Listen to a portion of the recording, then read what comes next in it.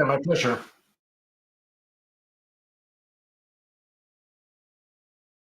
Yeah, so my journey in STEM was a bit atypical. So I was this techie kid already when I was young, always like building my own computers, and we had a scrapyard dump close by, and I would walk there and just get a new like CD drive and stuff and try to plug it in, and it would or wouldn't work. And through a neighbor, I got my first copies of Linux. Back in the day, you got like 6 or 7 CDs, and you had to swap them around when installing it. So I think I was like 10, 11 when I managed to install Linux and knew how to set up a drive to be the master drive and set one up as a slave, for example. And then I started with programming right after. But after a while, it was kind of not cool. So I was like 14, 15, and I just kind of stopped doing it. And then during my studies for 3 years, I did non-STEM related things. And I kind of hit a wall and I wasn't motivated to do it. And I was chasing anything that had a high hourly wage. And I was like, oh, that's what I'm gonna do. And when I hit that wall, I started like figuring like who do I like, what would I enjoy doing? What would I enjoy to study? And the second choice actually was computer sciences. The first choice was accountancy for some reason. Ours was this standard test. Luckily, I chose computer science, and from there on out, I just I got infected. Really, I picked up programming again. Followed the whole university journey in Utrecht. Uh, got my Bachelor of Science, and during my Bachelor of Science, I got a job at GitLab as an intern. Was considering a master's degree, but then my manager at GitLab told me, "Oh, you can definitely do that after GitLab." I told myself I would definitely do that after GitLab. Never picked it up. So maybe after FlowFuse, I'll get a master's degree. Who knows? But GitLab was my journey into open source and into my first like real STEM job. Was a hell of a ride and very interesting to be an engineer at such an open source company, as well as such a success financially for the investors, as well as for um, the whole company, really. Appreciate that. And just we'll take 2 seconds. Some people had an issue with hearing, but the intro basically was we're here today to talk with ZJ. He is the CEO of FlowFuse. And instead of being a more traditional product oriented conversation, this is really finding out the why and who the people are behind the scenes that are doing boots on the ground work and building public technology and supporting it. And I appreciate you sharing that, ZJ. It definitely sounds like you are the stereotypical person that I've met when I was in university that really was the nerdy kid and messed around with electronics and other computer stuffs instead of, hanging out with friends. I don't know if that means you may or may not have had friends. I don't know if that means I'm also terrible at making friends, but it's fascinating. I think a lot of folks that I've seen typically follow that. I don't know if you've seen this either in your career or your university days, but I have also seen sort of the black sheep where people that have no real background in any technology or might have never worked with computers. I myself never really got that much of a chance.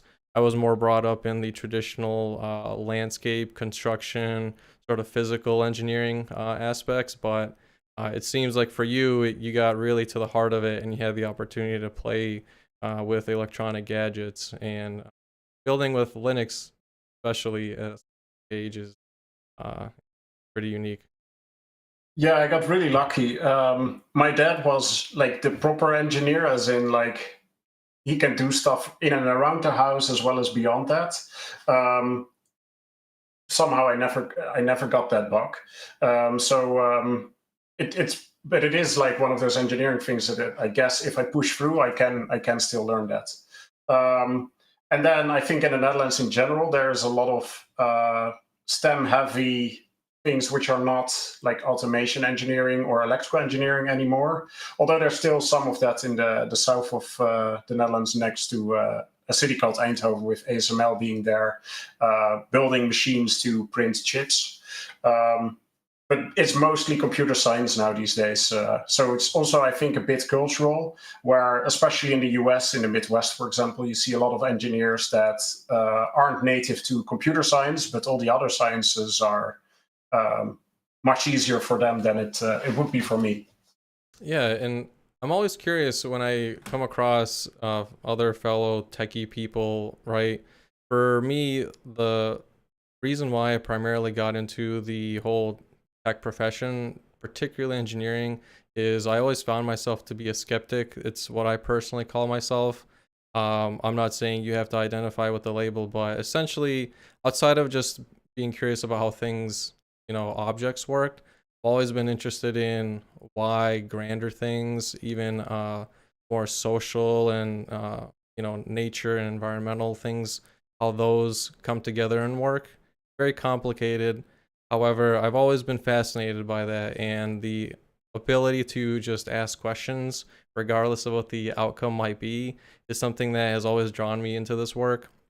And I would love to see if that's something that drew you into it as well. I think, some people can pick up a lot of the work that we do as a hobby, and for a Mhm. certain extent, they might even be able to make a some sort of living off of it. But I think for folks that really continue and do this work for decades and decades on end, uh, at least from my experience, I find there's been some other driving force. Some very well might have just gone into it for the money. It is a profession that when you at least leave university, the starting pay rate is quite high comparative to what you could study elsewhere. But at the same time, when you take a look at the earnings potential for some other, parallel profession like an attorney, for example, it's much lower. So would just love to see if you think of yourself as a skeptic or if you just more or less like the hobby and wanted to make it a career. Yeah, tough question. I would say I am. I would. Yeah, well, I am addicted to like the high of fixing a bug and finally understanding how something works, and that can drive me past this law of like feeling you can't get this done.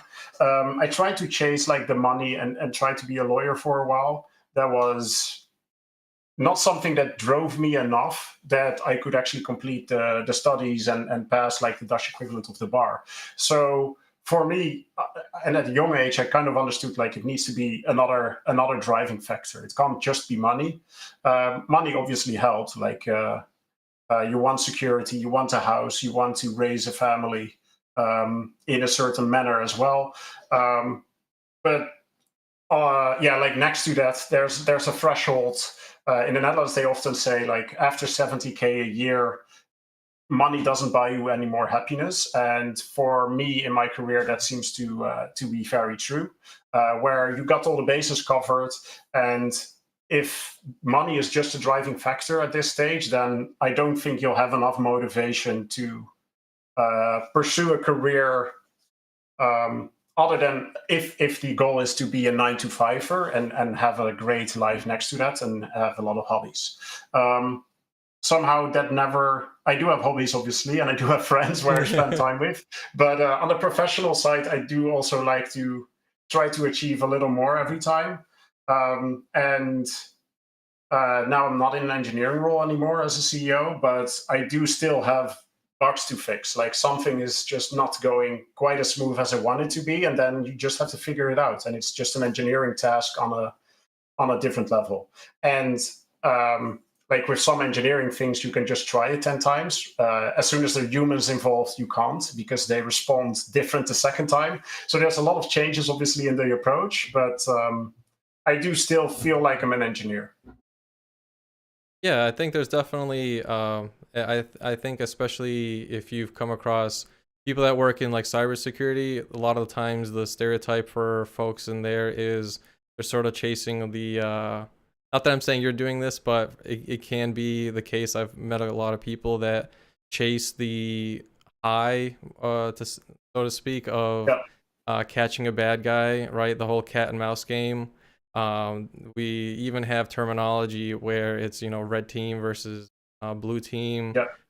And a lot of it is like very uh, centered around war sort of language, and fascinating how all that comes together. But um, appreciate you sharing that. You know, some people, like I said, can really make a hobby into a career just because they like it that much, and that's what drives them. But it's always sort of good to know, right, who the people are behind the scenes. And the follow Yeah, up I sure. have to that, I think, be very helpful is, would love to hear your take on what it means to sort of make a living when it comes to working in an environment that is using closed assets, which a lot of people might Mhm. hear of as proprietary closed source technology, versus open and public assets like the Node-RED platform that you folks particularly support, and what it might look like for somebody to make a living off of using public assets and at the same time solve problems, and even maybe, I don't know if you would identify with this, but even potentially be an advocate for the broader topic of public assets and open technology. Yeah, when I started at GitLab, but even before, like open source gave me a lot of insight and education for free.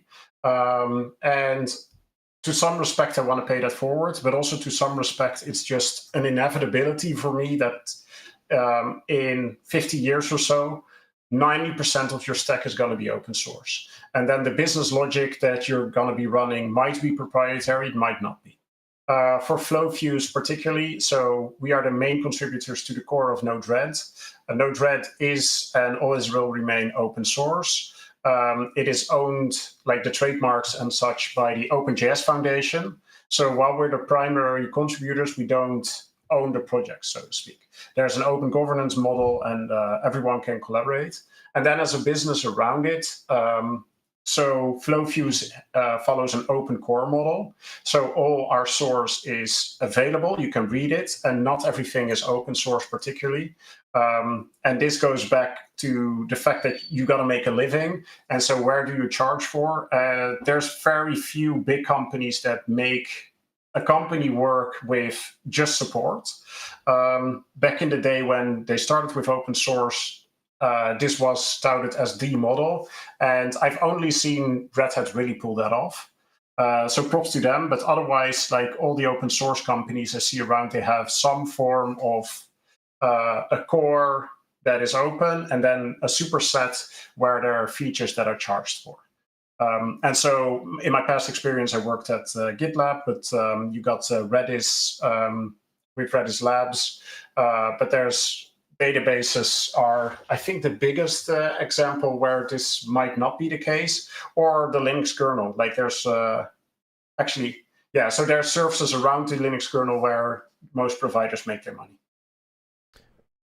I appreciate you stating that bold comment, by the way, because in my eyes, it's really not all that bold. It just makes sense that most of the technology stack, by and large, we're not talking like 51%, we're talking like almost Oh 100%. yeah, way more. Yeah, There's no reason not to keep the boilerplate, a yes. boilerplate infrastructure thing as open source.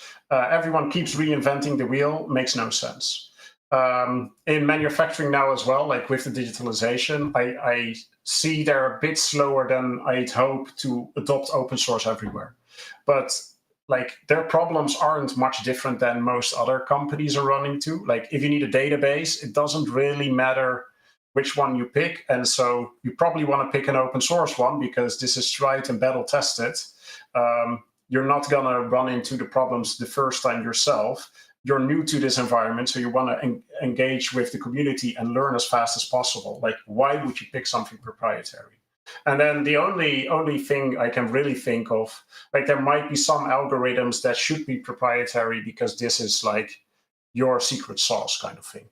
So the data is available to all your systems, and now, um, yeah, like, and now I struggle to find an example. I was going to go with social networks, but then social networks doesn't work because, like, if LinkedIn was open source, it would be just as profitable.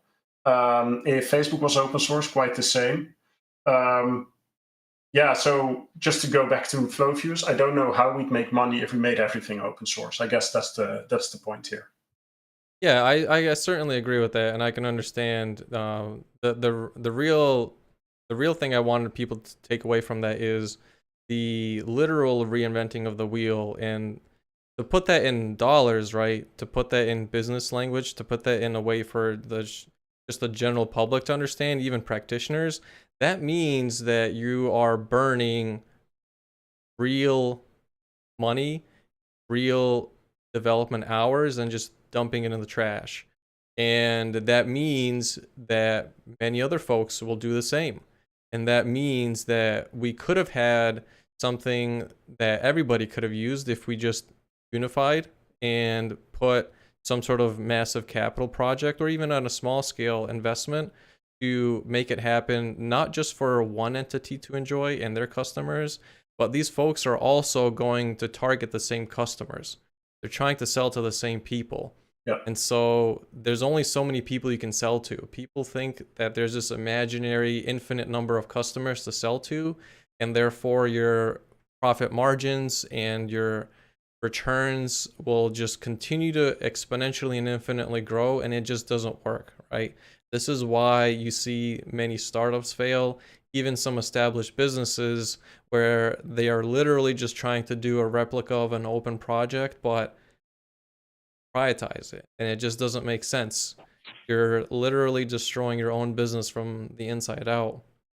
And that translates to real issues, right? That translates to modern day issues where still to this day, we don't really have in the manufacturing sector, we don't really have a real robust SCADA platform, right? That just doesn't exist. That's open. And number two, it has ramifications for other issues. So for security, number one, when it comes to a tool being actually secure and transparent to the point that not just a secret group of people can say, trust us, it's legit, but to actually have information and be able to stand on that information and say legitimately, I reviewed this, I can tell you it's legitimate, and you can verify for yourself. And I would love to hear your thoughts on the other aspect of this, which is security and the legitimacy of being able to share information and have independent sort of review and thought about not just the product, but a business's practices that I think a proprietary stack or proprietary product just otherwise doesn't allow you to have. And by design, too. Yeah. Yeah, what always surprises me is that proprietary is perceived as more secure, but it kind of feels like because you don't know, it doesn't make it more secure. If you can't audit it, it just tells you there's nothing wrong because you can't see anything, but it doesn't mean there isn't anything wrong there. And somehow open source got a bad rap. Because every time it is public about an issue, then it's usually open source, like the XC backdoor the other day. But then also like how surprisingly fast that was cut. If this is somewhere in a proprietary stack, and no one had the opportunity to look at like why is my machine slower than I expect it to be running this compilation task, it wouldn't have been caught at all. And then there's another thing, like at FlowFuse, for example, we have a bug bounty program. And so you'll see two types of tests being performed against our systems. One is a black box test. So you just fire certain requests at it and see if like the server gives a weird response. But then the better security issues that are actually caught there are people actually reading the code, understanding how the system works, and then telling us like, but you missed a little thing here and there. And then we can daisy chain these two security properties into a much more dangerous item, and that's why you need to fix it. And that's an advantage that open source has, or source available as well, over all the proprietary systems. And then also like the risks you'll have with open source, for example, with dependencies, you'll have that in proprietary systems as well. But then it's just, again, it doesn't surface, but that doesn't mean it's not there. Yeah, and the thing I would love to hear from you, just as a follow-up to that, is when it comes to malicious actors, right? Bad actors, Yeah. both on the inside of people developing it as well as on the outside, be it a government, be it a private entity. Do you believe that there are such thing as bad actors? Oh, yes. Oh, Right. there must be. Yes. But that's going to be in both open and proprietary systems. Like they are incentivized to find some door opened, and it doesn't matter to them where that door is. One advantage of especially well distributed open source. Let's take curl. If you somehow have a backdoor into curl, you have a backdoor into half of the world probably, if not more. If you somehow have access to Linux machines somehow, yeah, that must be the golden ticket to the Willy Wonka's factory.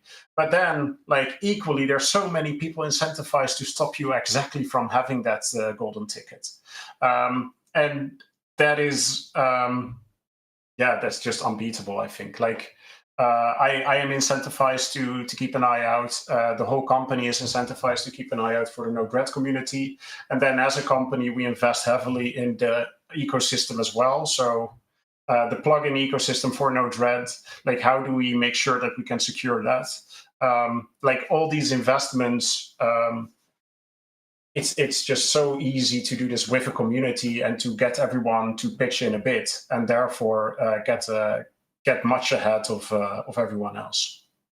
This is where economies of scale kicks in, where you might have something very complex, but just like with the Linux operating system and the countless distributions, the beautiful thing is that with small contributions here and there, you're able to mitigate that cost, number one. Number two, I'm glad that you answered what I perceive as the right answer for bad actors. But more specifically, there's another sort of top aspect to that many don't really cover. And I'm sure you can appreciate this to some extent coming from the economics world initially. And that topic is fraud and the payouts of not stopping fraud pays very well. And my belief is there's a very good amount of money to be made by essentially, I'll wear my conspiracy hat here for a second, but there's a lot of money to be made by particularly closing down certain parts of a product that are very critical to essentially allow bad actors to manifest and run for such a long period of time that what I believe the only logical conclusion is that there's clearly something else going on here, because I don't think that it's the case that everybody in the tech profession is so, dumb to not understand that open tech is just far more secure, far more robust, and you can achieve features and meet customer needs at a more rapid scale and quicker, and usually do so with lower cost for everybody and allow for innovation to occur afterwards. So again, my conspiratorial belief and my hat is that there is very strong forces at play to intentionally keep some of this closed down so that people do have other avenues for making money. And especially when it comes to preventing fraud, we can see this very clearly with the robocalls in particular. Two sort of freedom fighters that I often talk about a lot are Alan Quayle and Giovanni Terone, that have made countless, both have gone through countless suits and documented many a times companies like Twilio and how telecom companies are essentially allowing this ability to have wide-scale robocalls and fraud to occur when we had the means to completely put a stop to it for years now. And so I just wanted to get your take on what I believe, right? And I'm not saying you have to agree with this, but what I believe is a very clear suppression of some of this open and publicizing of technology assets that really make it harder for people that are doing legitimate work, be they a startup or a smaller business like FlowFuse that is supporting a very legitimate product and works very well. Just wanted to hear your take on whether there might be, or whether you believe there to be, some sort of forces at play that potentially would be working against public assets, open source, and what ramifications that might have outside of the bad actors that are, trying to infiltrate security means. Yeah. The only thing that I've seen is, like, as a company, you are sometimes incentivized to keep your own proprietary stuff as perceived as the best option out there. And so FUDs is being deployed, or other methods to discredit open source communities. I don't know about the whole conspiratory angle there, and I haven't I never dove into that. Sorry. So as a company, we haven't really ran into that either. As a small business right now, our main focus is just to build a community that loves to use our product and loves the open source nature of the core, adopts it. And if they never end up paying us because the core is good enough for them, fair game, all cool. We'd love to welcome them in the community. But if they don't contribute it, our software is free as in beer, as well as free as in speech. So all the power to you. And if you do end up either buying or participating, we're happy to have you. And I believe a lot in the diversity that open source brings together. If I just look at Node-RED, for example, it's deployed in home automation, it's deployed in building management, in smart farming, and then automation as well. And I just like the broadness that open source can foster. And if you have a company that tries to pigeonhole something towards their ideal customer and the marketing needs to align, then you have a much smaller focus, and you have much higher pressure to investors and whatnot to make this work, and to have it's not a community anymore. It's just a business, and someone is a lead, they're not a community member. Yeah, talk to me about that a little bit more. The difference when it comes to working for your real stakeholders, because you're meeting their needs and you're able to see their needs in a more direct way with open, versus the ability to create products because you're addressing shareholder needs, but not necessarily actually solving a problem that your actual customers might have, but you are succeeding in one metric because you're addressing shareholders. Would love to hear your thoughts on that. Yeah, so FlowFuse, full disclosure, has been invested in by multiple venture capital funds. And so we do have pressure from shareholders to obviously give returns that fit their fund. But I think largely because of the Node-RED community and because of the breadth and the duration of the project already, we have much more people that want to come to us to buy instead of us having to hard sell into them. However, I do think that there's never like a pressure into not making your customers happy just for the money at this stage of a company, because whatever growth curve we achieve right now as a company, we need to like 10x at least the next from the end of this year to whenever else, and then some maybe to make it worthwhile. So you need to make some people very happy and then make sure that this is a scalable thing. With open source, you can just shortcut this. Like we can look into the community, like where are you using this? So when I started to investigate Node-RED and what the commercial opportunities were, I had to learn what S7 was. I was like, what's this weird thing? Why are people downloading this? And that's also why our company is catering to all these verticals, because this is what the community wants us to do instead of what we force the market to want. Yeah, but yeah, to slightly contradict your assessment, I think VC, especially early stages, Sure. are highly motivated to make a couple of customers very happy, and then to understand like how can we scale this to hundreds or thousands of customers. Yeah, and that's a good lead into what adoption might mean, right? Some would argue, if, at least in big names, right, like Microsoft in particular, their strategy has always been and will continue to be essentially domination and control.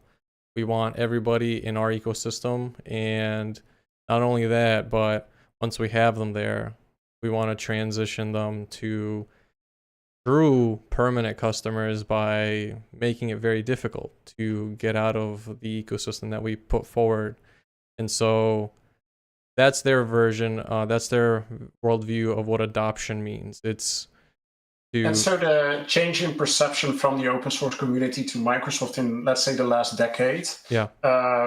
you think that's like a farce? Or because like VS Code is something they invested heavily in, Mono they still invest heavily in. Like there's a bunch of projects now, even the Linux kernel actually, where Microsoft is starting to contribute. Sometimes indeed like through business necessity, because they need it on their cloud. But like VS Code didn't at that time seem to be a business necessity for like. So you think still this is the old Microsoft, and we should perceive them as such? I think it's a very well-earned reputation, right? That reputation didn't come out of nowhere. And as far as reputations go, it's very difficult to get away from a very well-earned reputation because their battle on ownership and on proprietizing is decades old. Number two, I think there have been some sincere, honest efforts into getting away from it and wanting to help. I think by and large, as I was sharing earlier, it's come out of a need because financially it just makes sense to make a project open to achieve economies of scale so that you don't have to incur such a large capital investment. And number three, a pattern of behavior is very difficult to break. I still personally err on the skeptical side. I think from everything I've seen of Microsoft, they're going, just as one example of a company, I hope to see them continue down this path of true open source in all things. I am skeptical because there are projects that are launched that are not what I believe as fundamental to certain areas like manufacturing that are open. So they do not have a lot of those offerings that are truly open. And I don't know if that will mean that they will continue to stay with their proprietary methods, or if that just means they're having such a hard time internally getting away from it, but they do have true intentions to do it. That's a very hard thing to pinpoint, right? Intentions versus what your outcomes are. And so I would love to see them and many others be true proponents of open source, and particularly to support for manufacturing an open SCADA, like a true robust open SCADA, just like we are familiar with seeing in platforms like Ignition, but open. And I think for me personally, until I see that, until I see them also not lobby against right to repair bills, just like so many other vendors like Sony do with their electronics, until I see those steps taken, I will continue erring on the side of skepticism because it still does happen. It is still the reality of today. And I love making speculations, but the reality is it's been a decades long pattern of behavior. And it's why farmers are so strong on right to repair laws. It's why folks out there like Louis Rossmann are such strong advocates and publicly share a lot of this information in digestible chunks for people to show just how these companies, both large and small, are really out to get not just other companies, but really the public, which is why that claim of we want you in our ecosystem, we never want you to leave it, holds very true. I wish I could sit here and say I am a crazy person, and these are just conspiratorial things that do not exist, but these are very real. They're very real with car manufacturers streaming data out of your vehicle's performance. When you now plug in a phone and they come pre-built with Android Auto and utilize your phone to stream data back to them and do not offer any sort of incentives or paying you for that data, as well as continuing to track you, that's real. Yeah. Right? That is very, very real. Or letting you utilize your own data. Yes. Or letting you sell it to another car maker as well. Yeah, that would obviously be ideal. If this is going to happen, it should be well, maybe the European Union. They would leap up this kind of narrative, especially because it is your data. Like, you drove on that road, and you are now feeding a machine to learn better than humans do. Yeah, I'd be supportive of ownership of data belonging to the owner of the asset. I do, yeah, not to It's to tough. contradict everything. No, it's but tough. like for example, if you go back to Microsoft, it's such a huge organization. If you want to persuade, how many people would work there? Like 50,000 or something. Yeah. I do actually believe that the VS Code people understood the software ethos of open source and try to collaborate with a community. And then after a while, there might be pressures internally, like, okay, you built this cool thing, but now we want to learn from your code. So built in this feature to extract it. I don't know if VS Code does that now, but I can imagine that there's pressures like that on those teams. And that would be a shame. I hope it would be more transparent on how they intend to make money, or what is the reason for it to be open here and then the kernel not, for example. Yeah. The frustration I have, just for my own personal story, to give you another reason why that's very real, why I have such severe distrust and why I'm a skeptic. It's not just the companies, it's the channel providers and the distribution channels they have. These are not just mere entities that are assisting in selling services. My personal experience with a very large channel provider of Microsoft, Accenture, was absolutely horrendous, and I know I'm not the only one. These channel providers do not just sell products, right? They're also shilling ideologies, and very strongly so. The ideologies that I've seen time again, because I personally have worked directly for the end user, is that channel providers are there to also do very strong political bidding of these companies. And there is just yet to be an example I've seen, and Accenture is not the only channel provider I've seen personally. I've witnessed Gartner do the same exact thing. They are not in it to talk about open source, talk about public assets, explain, or even have an interest in making any sort of public remarks around right to repair. And they severely shill exclusive products for but that's what pays the bills, right? Like, I expect that if Accenture sells, let's say, $1 billion of Azure cloud, they get an X% kickback, and if it's $2 billion, that kickback percentage goes up. So, yeah, money still talks. But it's not just that. It's not just the shilling that I have a problem with. The shilling is fine. It's the demonization of open. I have witnessed them not just if they just sold Microsoft and said, cool, I would be fine with that, right? Everybody has a free will, and you should be able to make money and sell.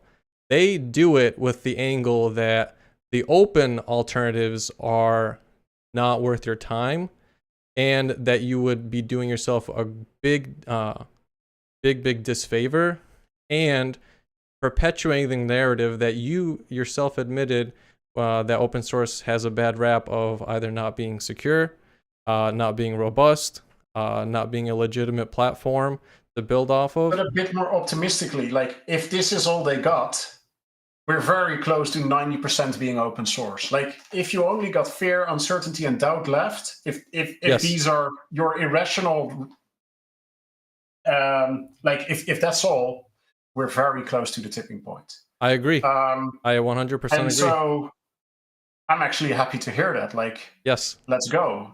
So very soon, like, because like if you can adopt something that is free as in beer as well as in speech, and you understand how important that is to prevent vendor lock-in, like all these clouds not being open, you can't just pick up your workload and go from Azure to AWS to Google to OVH or whichever one else. Like as soon as you can break that, like they have no leverage anymore.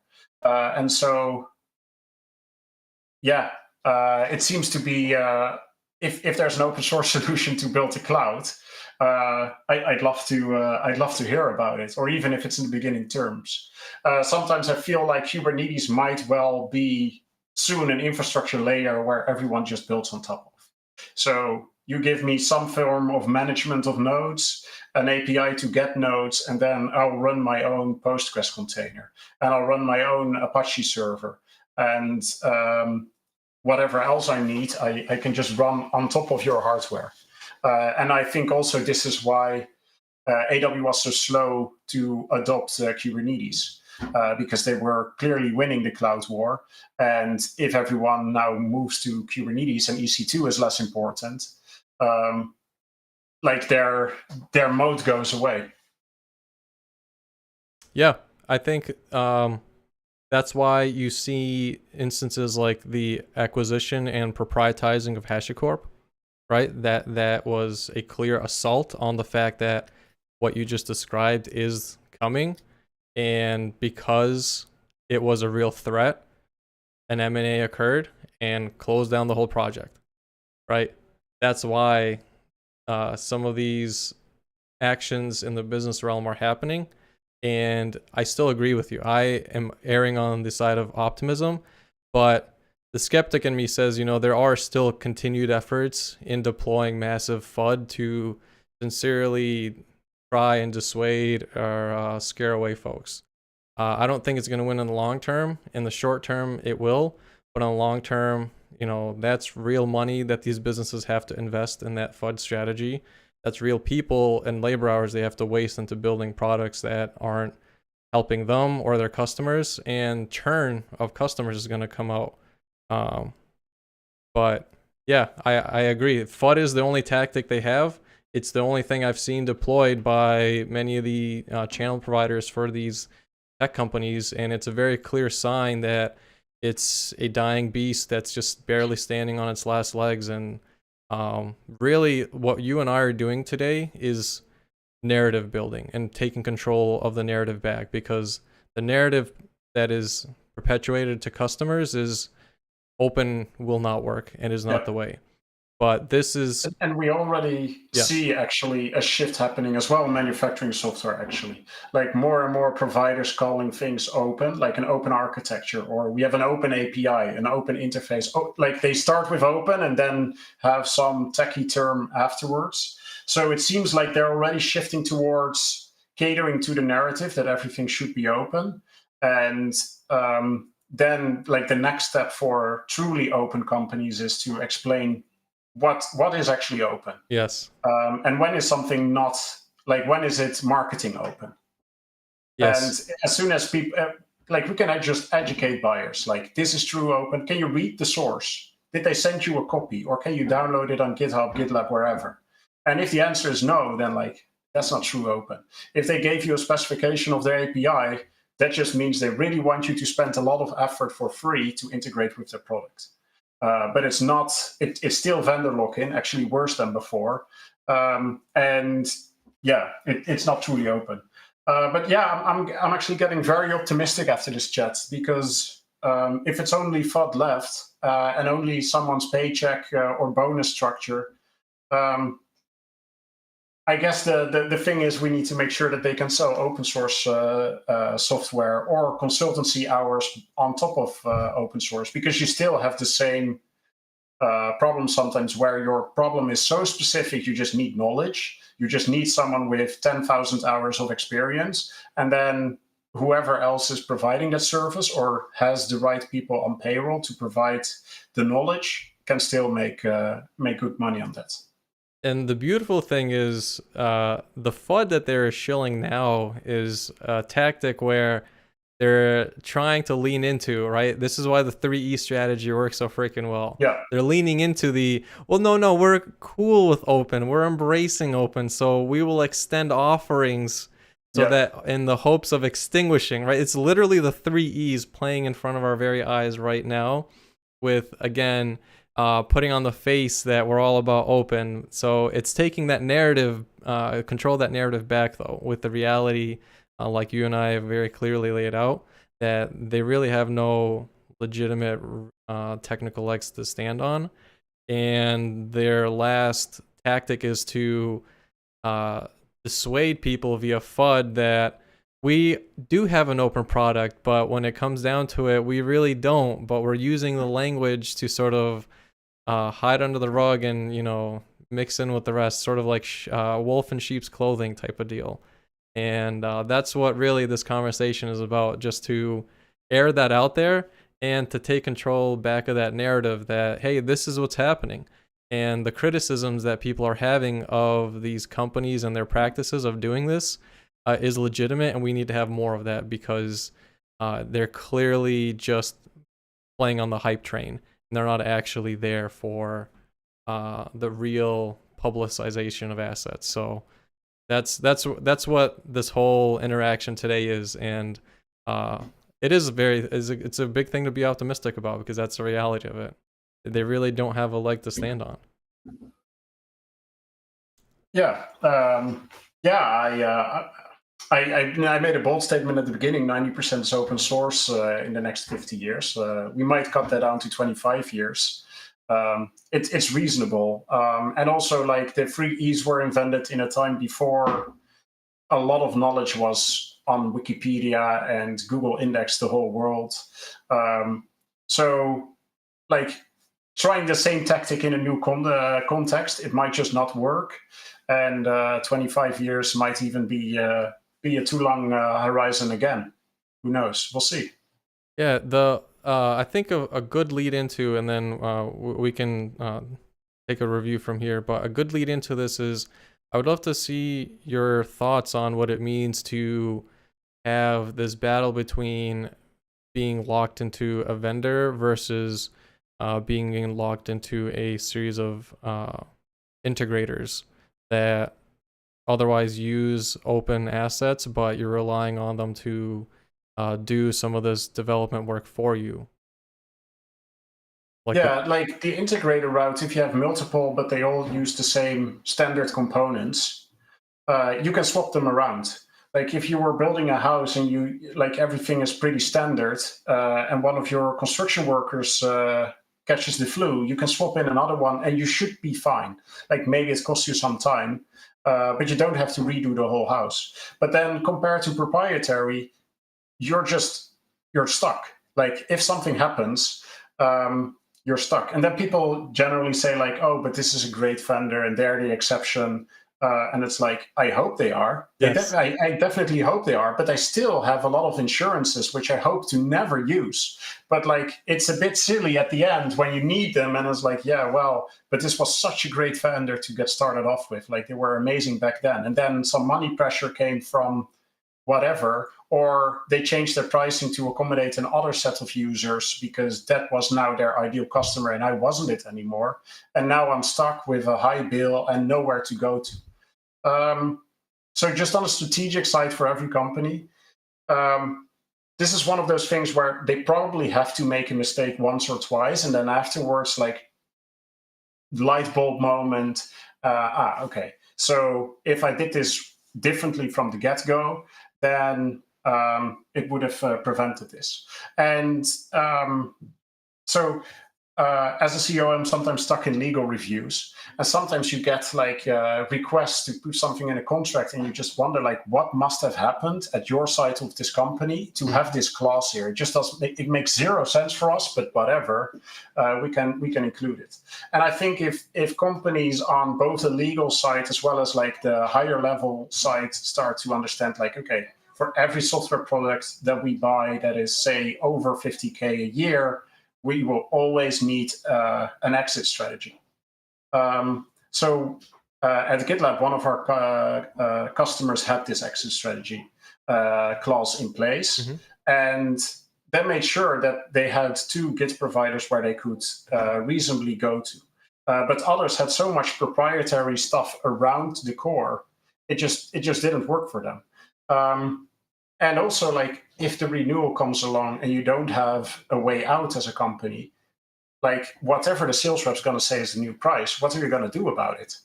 Like, there's no recourse. So strategically, as a company, make 2 or 3 mistakes, but then actually sit down and understand like what went wrong and what can we do better next time. Yeah, I agree with you that it's healthy, number one, to have a wide number of vendors that are using standard components, because you're able to get transparency, not only in the thing that they're building, but in just like your price shop for everything else in your life. You can price shop around.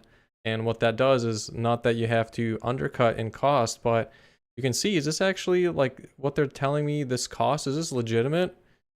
Should I actually be expecting this high of a bill, or are they just trying to swindle me and take me for all I have because I don't know much about it? And so there's so many things that positively builds up with having a diverse number of vendors. One can provide support for infrastructure, one can provide support for custom development of features. All of those are what you need in a flourishing ecosystem. And again, it's the only way to achieve that is through open. The other thing I think too, and maybe I would love to hear your take on this, but it also builds sort of naturally a way of self-policing.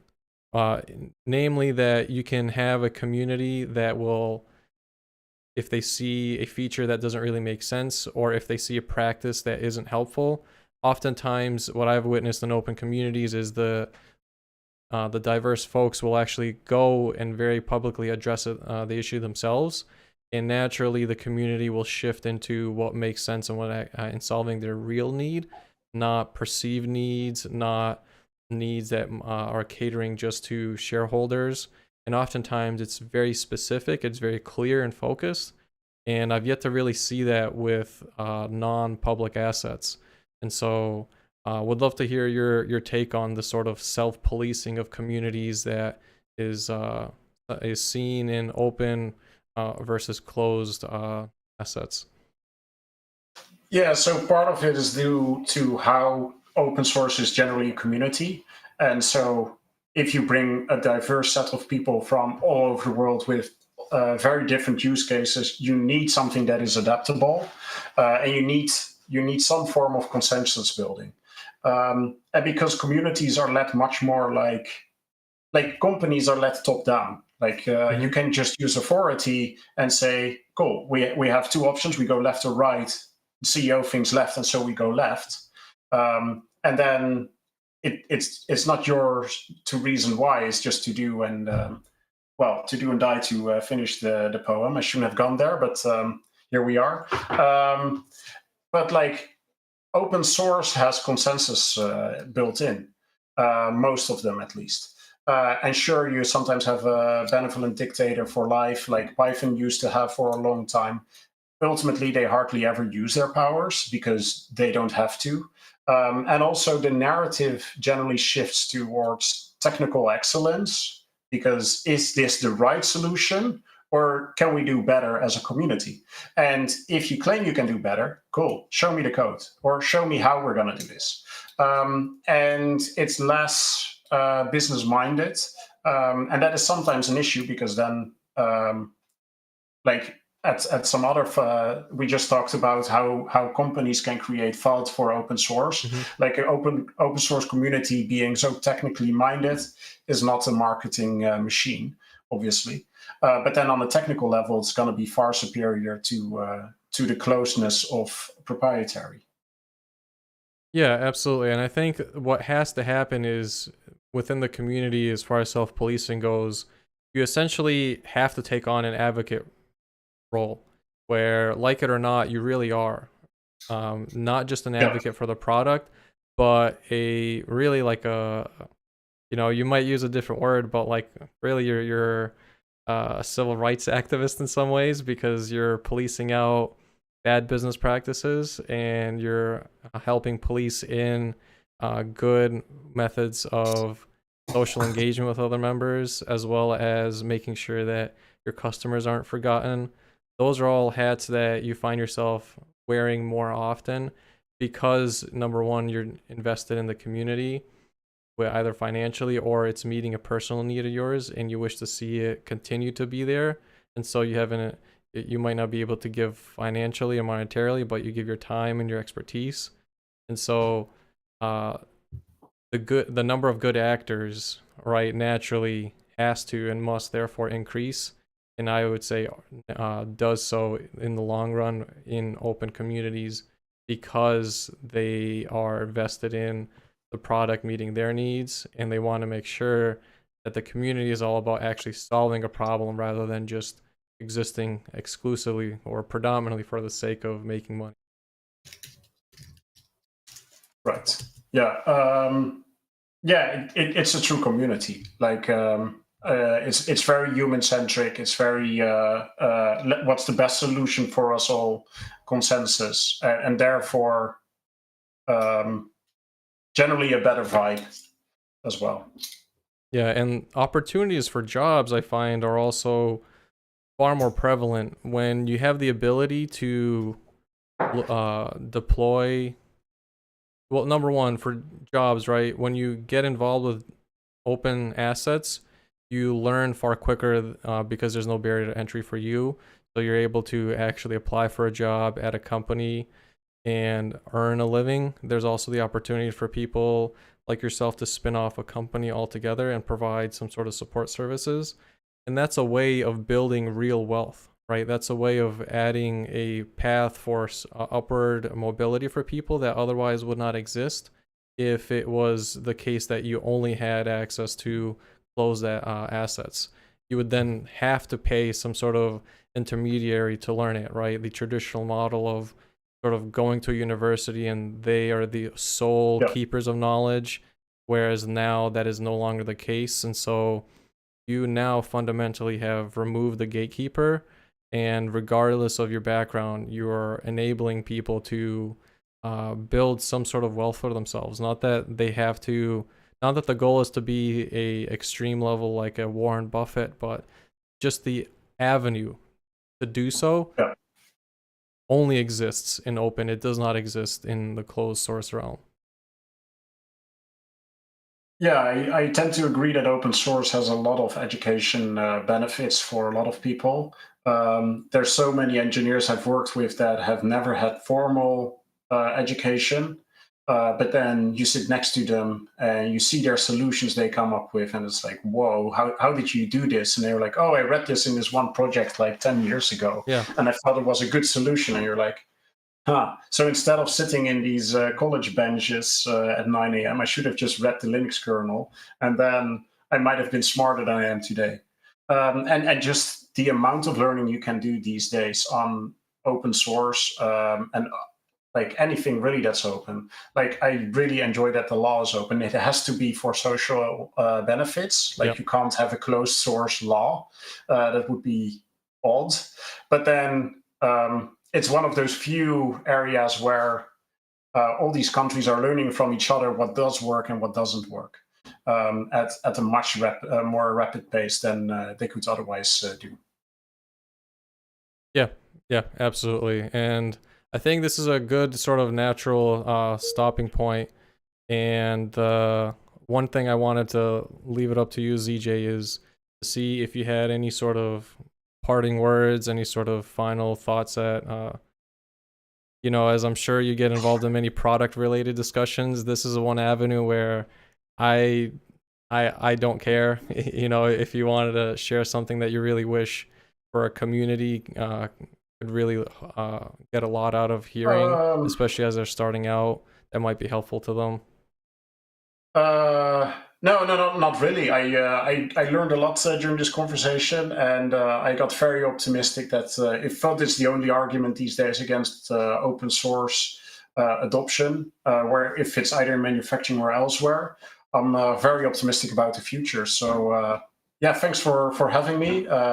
Was a very interesting chat.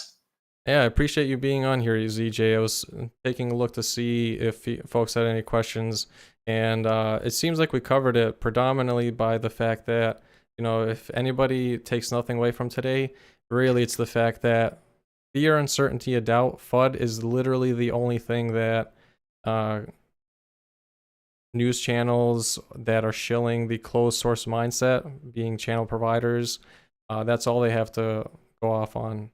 You know, the reality is that open source is just far more secure, far more cost effective, far more robust, and far quicker to develop with. And you build up a community that's centered around transparency, that's centered around self-policing of good actors, and naturally outing out bad actors. And that's a very beautiful thing, especially because you don't have to pay money to do that. A lot of times, the folks will often do that on their own accord. So I really appreciate you being here, ZJ. Thank you very much. And with that, we'll end it here. Till next time, thanks and goodbye.